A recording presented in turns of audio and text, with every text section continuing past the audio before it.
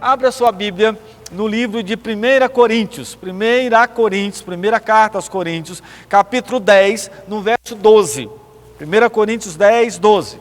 Esperar aí que todo o povo possa encontrar o texto. 1 Coríntios 10, 12. Vamos tentar ler juntos? Vamos lá? Aquele, pois, que pensa estar em pé, veja que não caia.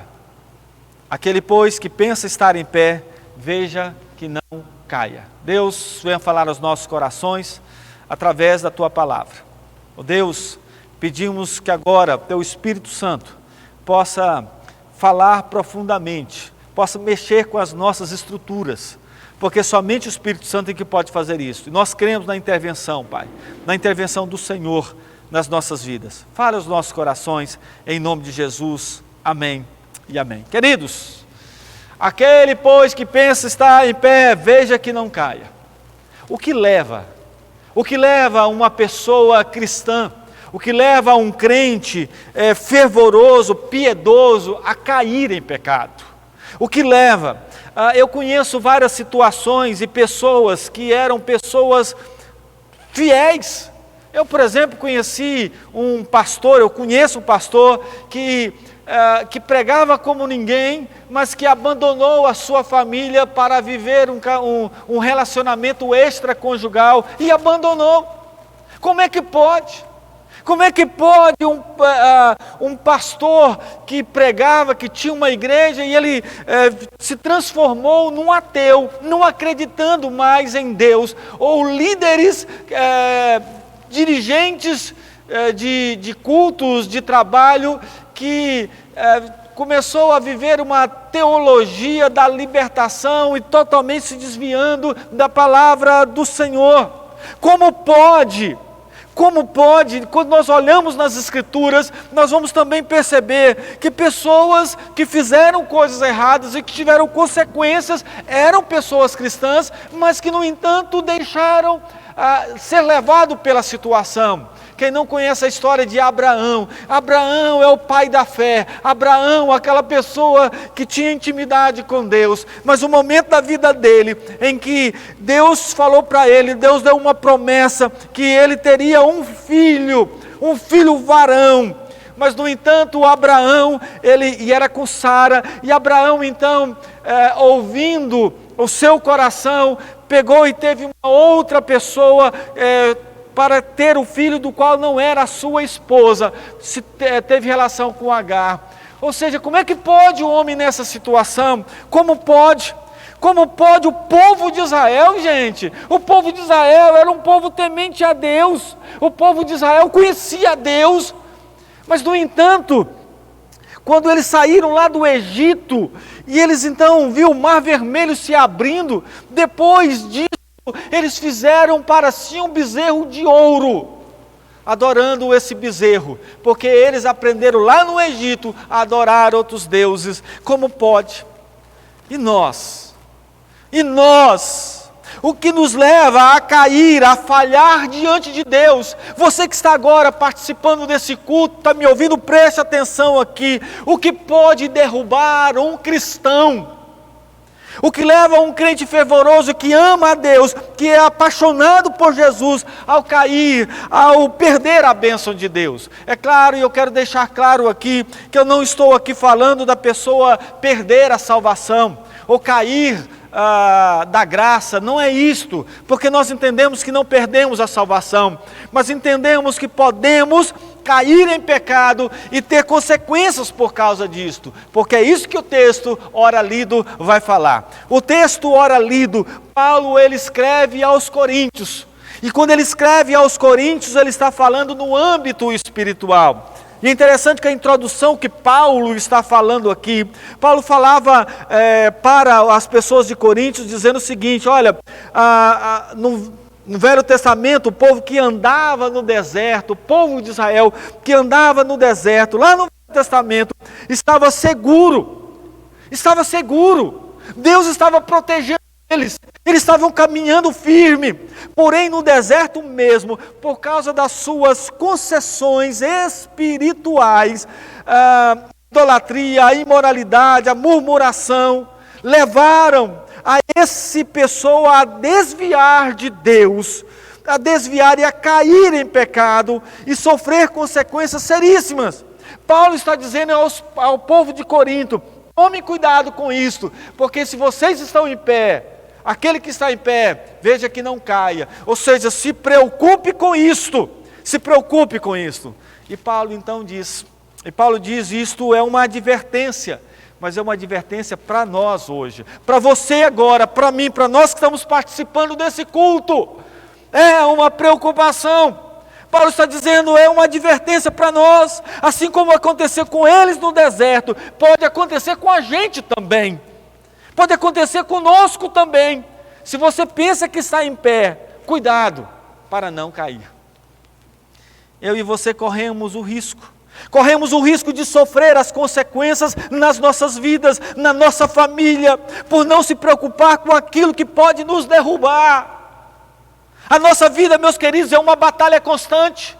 E preste atenção nisto, a nossa vida é uma batalha constante. Nós estamos numa batalha espiritual. Eu e você, quando você vai para o trabalho, quando você vai para uma faculdade, quando você vai fazer alguma coisa, até mesmo dentro da sua casa, entenda que nós estamos numa batalha espiritual. E a Bíblia vai dizer que o nosso inimigo é Satanás, e ele quer nos derrubar de alguma forma. Ele então vê estratégia para nos derrubar, e ele quer isso fazer com cada um de nós. Talvez eu esteja falando agora para você que está beirando o abismo, para você que está brincando com o fogo. Preste atenção nessa palavra. Essa palavra é para você nessa noite. Essa palavra, o que leva então esse tema que eu quero trabalhar com vocês, o que leva o cristão a cair no pecado? O que leva o cristão a cair no pecado? Primeiro, o que leva o cristão a cair em pecado quando ele confia nele mesmo. Quando ele confia nele mesmo. Em Jeremias 17:5 vai trabalhar isto. Jeremias diz o seguinte: assim diz o Senhor, maldito o homem que confia no homem, faz da carne mortal o seu braço e aparta o seu coração do Senhor. Preste atenção aqui, mesmo amando a Deus, mas achando que certas situações não irá derrubá-lo, e o texto está dizendo, olha só, o que a Bíblia está dizendo em Jeremias? Jeremias está dizendo, aquele homem que confia em si, a tal ponto de que apartar o seu coração do Senhor. Olha aqui, presta atenção aqui, João Marcos, olha aqui, Débora, presta atenção aqui, porque isso aqui é importante para cada um de nós. Eliane, presta atenção, você que está aí na sua casa, presta atenção aqui. Quando nós confiamos em nós mesmos, quando nós achamos que não vai acontecer nada, porque confiamos em nós, meus amados, muitas vezes nós amamos a Deus, mas achando que certas situações não vão nos derrubar, não irá acontecer autoconfiança e autoconfiança em si. Sabe como é que eu posso entender que se de fato eu estou confiando em mim mesmo? Então preste atenção aqui. Vamos aqui para alguns detalhes aqui. Cristão que não tem a vida de oração. Eu não tenho vida de oração. Sabe aquela pessoa, quando você até pede para orar, e diz, eu estou meio destreinado, faz tempo que eu não oro. Cristão que não tem vida com Deus, de oração. Não tem na vigília do dia ou na vigília da noite. Cristão que não tem hábito de ler a Bíblia. Não foi aqui, mas um irmão um dia chegou para mim e disse, pastor, a minha Bíblia ficou na igreja e só tenho essa Bíblia, não tenho outra. Só tenho que procurar ela para mim, ver se o senhor acha. E eu fiz essa pergunta, mas quando foi que você perdeu essa Bíblia? Aí, pastor, tem uns 6 meses que eu perdi essa Bíblia aqui. 6 meses, só tinha ela. Ou seja, ele ficou sem ler a Bíblia por 6 meses. Como é que pode? Não dá para entender isso. Cristão que não congrega assiduamente nos trabalhos da igreja, cristão que faz o que ele deseja e não o que o Senhor deseja. E isso, meus queridos, então você confia em você mesmo. Você confia em você mesmo. Preste atenção, quando nós olhamos nas Escrituras, por que José do Egito, quando ele estava diante daquela mulher de Potifar, ali naquele local, por que José do Egito, diz o texto, que ele saiu correndo, ele não ficou ali, é como ele dissesse, let's go, eu estou saindo, estou fora, não ficou ali. Por que José fez isto? José fez isso porque não confiava nele. Ele sabia que não podia ficar ali. Ao contrário de Eva, quando foi conversar com a serpente, houve um diálogo, houve um momento de conversa, houve tudo isto. Eva não fugiu. E sabe o que aconteceu com eles? Aconteceu o que aconteceu. E nós sabemos disso. Aprenda essa verdade. O maior inimigo que temos somos nós mesmos. O maior inimigo que temos somos nós mesmos. Não confie em você, mas busque a sua confiança em Deus e não aparta o seu coração dele. Não aparta o seu coração dele. Segundo e o último, o que leva o cristão ao pecado. Leva o cristão ao pecado é não ter cuidado com as pequenas coisas. Não ter cuidado com as pequenas coisas. Na vida, as maiores tragédias não iniciam no macro, mas ela inicia no micro. Eu vou dar um exemplo para você entender melhor, porque engano é o nosso quando achamos que o diabo sempre iniciará a sua estratégia para nos derrubar nas grandes situações. Não é assim que acontece. Não são nas grandes situações, mas nas pequenas coisas que ele vai nos levar para as grandes. Quer ver um exemplo? Adultério. O adultério não inicia no quarto de motel, mas inicia na troca de um olhar, em uma conversa maliciosa, mas uma conversa sucinta. A coisa começa por aí.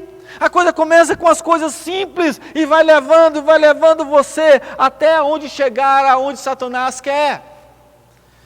Em Cantares, capítulo 2, versículo 15 diz: apanhai-me as raposas, as raposinhas que devastam os vinhedos. Aqui, meus queridos, nesse contexto que nós estamos aqui lendo, Salomão e Sunamita, e a noiva diz, a esposa diz, pega as raposinhas, elas estão matando as nossas vinhas. Ela fala das grandes raposas, mas ela fala das raposinhas, das pequenas. Aqui nesse texto, tem algo interessante aqui, porque essa é a segunda resposta a essa pergunta. Você pode cair em pecado quando não se preocupar com detalhes, com os pecados pequenos. O texto diz que leva à destruição de uma vinha, não são apenas as grandes raposas, mas as pequenas. Por que as pequenas? E olha só que essas raposinhas aqui, ela tem de 35 a 53 centímetros. São pequenas demais, são pequenas. São pequenas, mas elas são tão pequenas que elas fazem um buraco e que o caçador ou quem está protegendo a vinha não consegue. E ela então vai cavucando e ela vai comer as raízes da vinha, matando o pé e destruindo o pé. É isso que o texto diz. As raposas aqui, ela consegue fazer um buraco pequeno no pé da uva e come a raiz. As grandes raposas não conseguem, até porque logo elas são descobertas. Ei, na vida, as maiores tragédias não iniciam nas coisas grandes. Quem foi que destruiu Sansão? Sansão, um homem forte. Quem destruiu Sansão não foi o exército, não foi uma espada, não foram os soldados, mas quem derrubou Sansão foi uma frágil mulher. O que derrubou Sansão foi isto. Por outro lado também, quem foi que derrubou o gigante Golias? Quem derrubou o gigante Golias foi uma pequena pedra, com um pequeno homem que destruiu Golias. Por isso, meus queridos, o problema não são as grandes pedras, mas a direção da pequena pedra que pode alcançar o seu coração. O problema é o ponto cego do retrovisor da nossa vida. Antigamente, hoje não tem mais, mas antigamente, quando se fazia o feijão, tinha muitas pedras no feijão. E a cozinheira, sem perceber que tinha uma pedra no feijão, cozinhava. Não sei se na época da Eliane era assim, né? Quantas pessoas quebravam os dentes por causa da pedra no feijão? Era pequenininha, mas quebrava os dentes. Preste atenção aqui. Uma casa linda, mas estava destruída. Todo o forro da casa. E eles subiram no telhado para saber o que estava acontecendo que destruiu todo o forro. Era uma goteira no telhado. Tão pequena a goteira, tão pequeno o buraco, mas que acabou com todo o forro, com todo o forro. Uma casa, isso aconteceu, uma casa em um sítio de passeio da família, tiveram que derrubar toda a casa. Sabe por que tiveram que derrubar toda a casa? O motivo era o cupim. Sabe quanto media o cupim? O cupim, todos nós sabemos, é tão pequenininho, é 0,6 centímetros, uma coisa insignificante, mas que destruiu uma casa inteira, uma coisa tão insignificante. Ei, qual tem sido a goteira da sua vida? Qual é os insetos minúsculos que você tem deixado entrar? Provérbios 14:12 fala que há um caminho que ao homem parece direito, mas o fim dele são os caminhos de morte. Os caminhos de morte.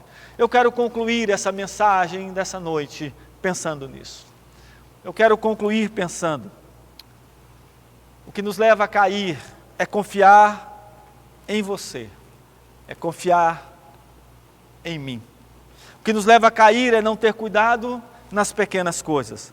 Cuidado quando você não vê problema nos problemas. O que me faz não cair. Eu poderia encerrar esse sermão, mas aí eu queria trabalhar o que me faz não cair. Então quero falar agora com você tão rapidamente aqui, o que faz não cair. Confiar em Deus. Confiar em Deus. Confie em Deus. Salmos 91, verso 2 diz: Tu és o meu refúgio e a minha fortaleza, o meu Deus em quem eu confio. Eu confio em Deus. O diabo ele é mais forte do que eu. Com certeza. O diabo ele é mais forte do que eu.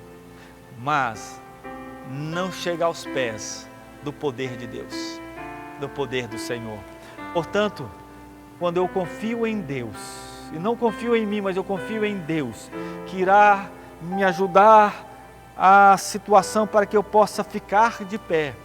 Quando eu confio em Deus, porque Ele é mais forte, portanto é nele, e é Ele que me faz ficar em pé. É Ele que me faz ficar em pé. É por isso, meus queridos, que nós nos agarramos em Deus. É por isso que, como Jacó segurou ali, dizendo: eu não vou deixar o Senhor quando o Senhor me abençoar. É isso que fez Moisés dizer: Deus, não nos faça sair desse lugar, se o Senhor não for conosco, porque vamos cair. Por isso, queridos, busquemos em Deus e somente em Deus. Eu agora quero orar para encerrar essa mensagem dessa noite. Eu quero orar agora pela sua vida. Colocar diante do Senhor a sua vida. Eu não sei, eu espero em Deus que você esteja em pé. Mas em nome de Jesus, se você nessa noite está caído, você caiu, você se prostrou, você caiu. Você está caído, o que fazer então, pastor? Eu estou caído, eu não consigo mais me levantar. Por situações me levaram ao chão. Deus está dizendo a você agora. Deus está dizendo: erga. Deus está dizendo: eu vou erguer a minha mão. Segura nela para você levantar. É a mão do Senhor que nos faz levantar. Não fique, não continue no chão. Ele está levantando, Ele quer levantar. Ele está aqui. Ele está aí para te levantar. E levantar hoje. Não vai te levantar amanhã, mas Ele vai te levantar. Por isto que eu quero orar por você também. Para você que está prostrado e para você que está em pé. Vamos orar. Vou pedir que a minha esposa possa vir aqui para nós orarmos pela vida de cada um. E colocar diante do Senhor as nossas vidas e pedir ao Senhor as misericórdias. Amanhã é segunda-feira. É dia de luta, é dia de batalha. Mas eu não vou lutar caído. Vou lutar em pé. Eu não vou cair. Não por minha força, mas por força de Deus, por força de Deus. Eu vou pedir então que ela vai estar orando pelas nossas vidas agora diante do Senhor. Vamos orar.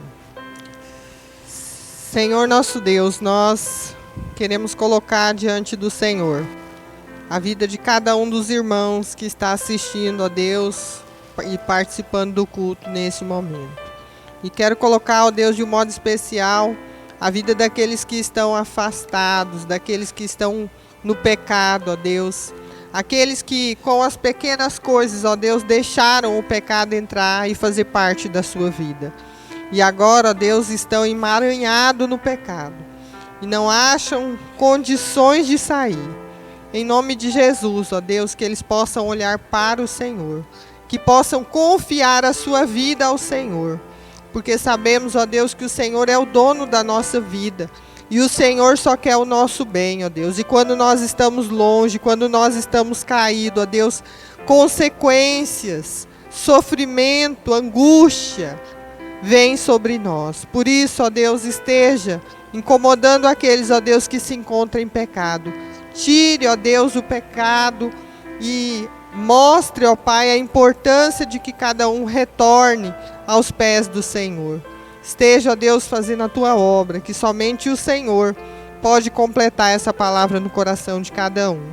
Obrigado, ó Deus, porque o Senhor é o nosso Deus e nós podemos confiar e entregar nossas vidas ao Senhor e descansar, porque sabemos que o Senhor tem o melhor para nós. Em nome de Jesus. Amém. Amém. Amém. Nós vamos orar agora, impetrando a bênção ao Senhor. Se você tiver condições, se puder ficar de pé para receber, se não, pode ir aonde você estiver. Nós vamos orar, encerrando o nosso culto. Que os irmãos estejam orando pelos trabalhos da igreja. Nós temos trabalhos todos os dias. Amanhã mesmo nós temos 3 reuniões. Na terça 3, na quarta o culto doméstico, na quinta e assim vai por diante. E graças ao Senhor pela participação de todos vocês. Estejam orando com os desafios evangelísticos que vocês têm recebido. Então vamos colocar, ore por esse trabalho que queremos fazer. Enfim, todos esses trabalhos. Vamos orar encerrando esse momento e depois vocês podem ficar na casa de vocês, tá bom? Oh Deus, obrigado pela Tua palavra. Obrigado por esse culto que prestamos a Ti. Obrigado, Senhor, porque é como o texto que nós iniciamos, porque tudo é para o Senhor, porque dele e para ele são todas as coisas. Nos ensine, Pai, a sempre a nos preocupar com as nossas vidas espirituais. E queremos lutar, travar uma guerra lá fora, mas travar em pé. Não queremos estar caídos, Pai. E estaremos em pé por causa do Senhor, que sustenta as nossas vidas. Oh Deus, sustente a vida de cada um, do povo do Senhor. E que a graça do nosso Senhor e Salvador Jesus Cristo, o amor de Deus, o nosso Pai, o poder e a plenitude do Espírito Santo repouse sobre a amada igreja, hoje e para todos sempre. Amém e amém.